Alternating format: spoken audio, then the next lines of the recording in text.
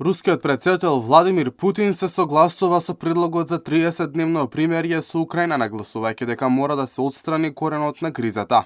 Го прифаќаме предлогот за примирие за да прекинат непријателствата, но ние тргнуваме од тоа дека овој прекин на огнот треба да доведе до траен мир и треба да ја отстрани основните причини за оваа криза. Во меѓувреме, специјалниот пратеник на американскиот претседател Доналд Трамп, Стив Витков, пристигна во Москва на разговор со претседателот на Русија. Русија е подготвена за разговор со Соединетите американски држави за 30-дневниот прекин на огнот со Украина.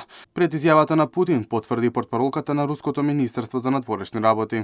Подготвени сме да разговараме за иницијативите наведени таму во идните контакти со САД. Можно е овие контакти да се случат денеска. Привремениот договор меѓу САД и Украина за 30-дневниот прекин на војната, Јуриј Ушаков, кој е помошник на Путин за меѓународни прашања, го оцени како одмор за украинската војска. Нашата цел е долгорочно мирно решение и на тоа работиме. Сакаме решение кое ќе ги земе предвид веќе познатите легитимни интереси на нашата земја.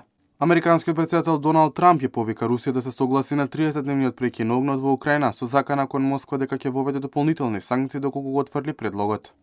Русија нема друг избор освен да го прекине огнот. Доколку е потребно ќе ги санкционираме, но се надевам дека нема да мораме. Во финансиска смисла можеме да направиме многу непријатни, многу лоши работи, катастрофални за Русија, но јас не го сакам тоа. Инаку Украина во вторникот се најдоа на преговарачка маса во Џеда, Саудиска Арабија, и изнајдоа делумно решение за 30-дневен прекин на огнот во државата за кој Украина се согласи и го прифати.